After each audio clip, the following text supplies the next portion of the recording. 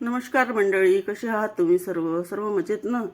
तर आज आपण बनवूया गुजिया, होळी स्पेशल गुजिया बनवूया. तर सर्वात पहिले तुम्हा सर्वांना होळीच्या खूप खूप शुभेच्छा. तर चला आपण रेसिपी स्टार्ट करूया. तर मी इथे कढई घेतली. कढईमध्ये आपल्याला तूप टाकायचं आहे. तर हे साजूक तूप मी 2-3 चम्मच टाकणार आहे याच्यामध्ये. आणि त्यानंतर याच्यामध्ये 2 वाट्या मी रवा टाकलेला आहे. म्हणजे रवा म्हणजे सोजी, बारीकवाली सोजी. याला छान मस्त खमंग भाजून घ्यायचं आपल्याला. तर आपल्याला मंद आचेमध्ये छान मस्त खमंग भाजून घ्यायचं आहे, जोपर्यंत सोजीचा कलर जो आहे तो छान मस्त गोल्डन सोनेरी होतपर्यंत आपल्याला याला भाजून घ्यायचं आहे. आणि बघा अशा प्रकारे आपण पूर्ण सोजी भाजून घेऊया. आणि हे बघा छान मस्त कलर आलेला आहे. आता याला आपण बाजूला काढून ठेवूया. आणि याच्यामध्ये आपल्याला काही ड्रायफ्रूट टाकायचं आहे.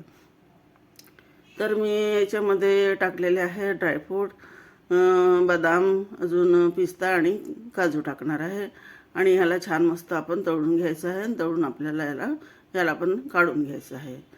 चला आपण याला छान मस्त तळून घेतो आणि याला काढून घेऊया. आणि याला छान मस्त याचे बारीक पीस करून घ्यायचे आहे. आणि हे बघा छान मस्त आपण याला बारीक कापून घेतला. आता याला याच्यामध्ये टाकून दिलेलं आहे. आता याच्यामध्ये आपण टाकूया साखरेचा बुरादा टाकायचा आहे आपल्याला. तर आपण याच्यामध्ये साखरेचा बुरादा टाकूया. थोडीशी साखर पण मी वाटून टाकलेली आहे. आणि त्याला छान मस्त मिक्स करून घेऊया. तर मला याच्यामध्ये थोडासा तूप कमी वाटत आहे, तर आपण याच्यामध्ये थोडासा तूपसुद्धा टाकून देऊया. तर थोडासा तूप जास्त टाकल्यामुळे काय आहे, तर मिश्रण छान मस्तपैकी लसीला लागते आणि खायला पण खूप टेस्टी लागते. आता याच्यामध्ये आपण वेलायची पावडर आणि जायफळ घेतलेला आहे. जायफळला पण आपण याला छान मस्त किसून घ्यायचं आहे.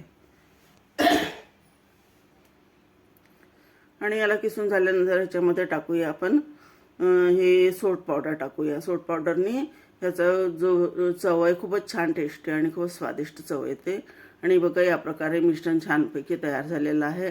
आता आपण ह्याला दुसऱ्या भांड्यामध्ये काढून घेऊया. तर तुम्हाला जर मिश्रण थोडासा जर भुरभुरा वाटला तर तुम्ही 1-2 चम्मच याच्यामध्ये दुधाचा फुलवासुद्धा मारू शकता. जर तुमच्या घरी तूप थोडं कमी असेल तर दुधाचा थोडासा फुलवासुद्धा मारू शकता. आता मी याच्यामध्ये मैदा घेतलेला आहे. अर्धा किलो मैद्यामध्ये मी 1 चम्मच मी याच्यामध्ये तूप टाकलेलं आहे आणि अर्धा चम्मच मी याच्यामध्ये मीठ टाकलेलं आहे. आता याला आपण छान मस्त हाताच्या पोळणी छान मस्त याला असं घासून घेऊया. म्हणजे पूर्ण जो तूप आहे तो एकजीव व्हायला पाहिजे आणि मोयन छान मस्त लागायला पाहिजे. तर बघा मोयन छान मस्त लागून गेलेला आहे, मुठ्ठी बनलेली आहे. तर असं आपल्याला मोयन पाहिजे आहे.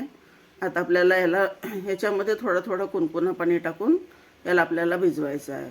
तर लक्षात ठेवायचं आहे, जर तुम्ही याच्यामध्ये तूप टाकलेलं आहे तर तुम्हाला कुणकुणी पाण्याने भिजवायचं आहे, थंड पाण्याने बिलकुल पण भिजवायचं नाही आहे.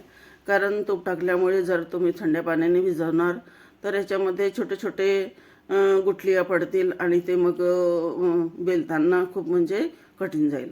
तर कुणकुणा पाणी टाकल्यामुळे पूर्ण मस्त म्हणजे तूप पण पिघलून जाते आणि छान मस्त कणिक जी आहे ती छान मस्त मऊसर तयार होते. अशा प्रकारे आपल्याला कणिक तयार करायची आहे. म्हणजे खूप घट्ट पण नको आणि खूप मऊसर पण नको, अशी कणिक आपल्याला तयार करायची आहे. आता मी याला अर्धा घंटा रेस्ट करायला ठेवून दिलं होतं. आणि आता अर्ध्या घंट्यानंतर बघा आपण याला छान मस्त एकदा छान चोळून घेतलेलं आहे. आता आपल्याला बनवायच्या आहे पात्या. तर आपल्याला पाती बनवायची आहे. तर आपण छोटासा उंडा घेतला आहे आणि याच्या मस्त पातळ पात्या बनवून घेऊया. म्हणजे खूपच जास्त पातळ बी नको आणि खूपच जास्त म्हणजे खूप मोठी पण नको. अशा प्रकारे आपल्याला ह्या पात्या बनवून तयार करायच्या आहे. तर चला आपण पूर्ण पात्या बनवून तयार करूया. मी दाखवते तुम्हाला. हे बघा याची मोठाई म्हणजे जास्त खूप मोठ्या पण नाही आणि खूप पातळ पण नको. तर पूर्ण पात्या आपण बनवून तयार करून घेऊया. आता आपण भरूया याच्यामध्ये करंजी. तर साच्याला थोडासा मैदा लावायचा आहे. मैदा लावल्यामुळे काय करंजी चिपकणार नाही आणि लवकरच निघेल. अशा प्रकारे आपल्याला याला सेट करायचं आहे छान मस्त दाबून. त्यानंतर आपल्याला याचं भरभण भरायचं आहे. तर हे बघा या प्रकारे आपल्याला याचं जो साठा तयार केलेला होता तो आपल्याला याच्यामध्ये भरायचा आहे. तर छान मस्त हाताने, हलक्या हाताने असं दाबून दाबून आपल्याला पूर्ण भरायचं आहे. आणि त्याच्यानंतर आपल्याला किनारीमध्ये पाणी लावायचं आहे. पाणी लावल्यामुळे काय होणार आहे ना, किनारी छान मस्त चिपकून जाईल आणि ती फाटणार नाही. अशा प्रकारे बंद करायचं आहे. तर मी तुम्हाला अशा प्रकारे 3 करंज्या बनवून दाखवणार आहे, वेगळ्या वेगळ्या प्रकारच्या. ते बघा, एक प्रकारची ही झालेली आहे करंजी तयार. आता आपण दुसऱ्या प्रकारची करंजी बनवूया. तर याच्यामध्ये मी हे दोन्हीकडून मी म्हणजे हे मिश्रण टाकणार आहे. पहिल्यांदा मी एक कडे टाकलं होतं, आता दोन्हीकडे आपल्याला मिश्रण तयार म्हणजे टाकायचं आहे. तर अशा प्रकारे पण टाकू शकता तुम्ही आणि एकाकडे पण टाकू शकता. तुम्हाला जसं आवडेल तसं तुम्ही याच्यामध्ये मिश्रण भरू शकता. आता याला पण छान मस्त आपल्याला पाणी लावून याला बंद करायचं आहे. तर हे बघा, असं बंद करून याचा जो कणिक आहे एक्स्ट्राची ती काढून घ्यायची आहे. आणि अशा प्रकारे हे दुसरा पण तयार झालेला आहे. आपली करंजी म्हणजे गुजी आपली दुसरी पण तयार झाली आहे. आता तिसरी बनवून दाखवते मी. जर आपल्याकडे साचा नाही राहिला आणि साचा नाही राहिला ना कसं काय भरायचं बा करंजी, तर ती पण भरायला खूप सोपी जाते आणि खूपच लवकरच भरून तयार होते. तर हे बघा, याच्या करताना तुम्ही पूर्ण पाणी लावून घ्यायचं आपल्याला. त्याच्यानंतर आपल्याला मधात टाकायचं आहे हे मिश्रण. आणि मधात मिश्रण टाकल्यानंतर हे साईडची कणिक याच्यामध्ये पूर्ण अशी चिपकून घ्यायची आहे. तशा प्रकारे चिपकून झाल्यानंतर वरती पण थोडंसं आपल्याला पाणी ॲड करायचं आहे. आणि पाणी ॲड करून मग आपल्याला याच्या असे कणगोरे तयार करायचे, म्हणजे असं चिपकवायचं आपल्याला. खूप सोपी आहे एकदम. फक्त असं चिपकवायचं आपल्याला, मोडून अजून काहीच नाही. बस असं चिपकवतेला न्यायचं आहे. असं फोल्ड करायचं आहे आणि चिपकवत आहे. खूपच लवकर बनवून तयार होते ही पण करंजी आणि खूप सोपी आहे ही पण. अशा प्रकारे मी 3 करंज्या बनवून तयार केलेल्या आहे. आणि तुम्हाला जी पद्धती चांगली वाटली त्या पद्धतीने तुम्ही भरू शकता. तर अशा प्रकारे मी खूप साऱ्या करंजी म्हणजे खूप साऱ्या गुज्या बनवून तयार केलेल्या आहे, तुम्ही बघू शकता.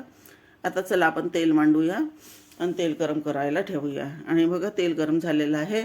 आता याच्यामध्ये आपल्याला एक एक करून पूर्ण करंज्या टाकायच्या आहे. तर आपल्याला याच्यामध्ये खूप म्हणजे जास्त गरम तेल नको आपल्याला, एकदम कुणकुणा तेल, थोडंसं कुणकुणा झाला म्हणजेच आपल्याला याच्यामध्ये करंज्या टाकायच्या आहे. तर अशा प्रकारे आपण जितक्या याच्यामध्ये मावतात, म्हणजे खूपच जास्त पण नाही टाकायच्या आपल्याला. 5-6 करंज्या जितक्या तेलामध्ये मावतात तेवढ्या करंज्या आपल्याला टाकायच्या आहे. आणि याला हळूहळू याला थोडंसं असं फिरवायचं आहे. असं फिरून झाल्यानंतर आपल्याला मग त्याला अलटी पलटी करून टाकायचं आहे. आणि अलटी पलटी करून आपल्याला छान मस्तपैकी गोल्डन सोनेरी कलर येतपर्यंत आपल्याला याला तळायचे आहे. म्हणजे कच्चा पण नको राहायला आणि जळायला पण नको. अशा प्रकारे आपल्याला मस्त खुशखुशीत आणि एकदम खस्ती करंजी बनवून तयार करायची आहे आपल्याला. तर हे बघा, अशा प्रकारे आपण पूर्ण करंज्या तळून घेऊया. आणि हे बघा, खूप छान कलर आलेला आहे करंजीला आणि मस्त खुसखुशीत आणि खस्ता करंजी बनवून तयार झालेली आहे. तर आपण याला एका चाळणीमध्ये छान मस्त काढून घेऊया पूर्ण करंज्या. तर हे बघा, अशा प्रकारे मी पूर्ण बॅच, आता दुसरी बॅच पण टाकणार आहे. आणि अशा प्रकारे मी पूर्ण करंज्या बनवून तयार केलेल्या आहे. तर बघा, किती सुंदर आणि किती छान करंज्या बनवून तयार झालेल्या आहेत. तर तुम्हाला माझी ही व्हिडिओ कशी वाटली नक्कीच लाईक करून सांगा आणि चॅनलला नक्कीच सबस्क्राईब करा मित्रांनो. तर चला मिळूया नवीन व्हिडिओ करता. तोपर्यंत धन्यवाद.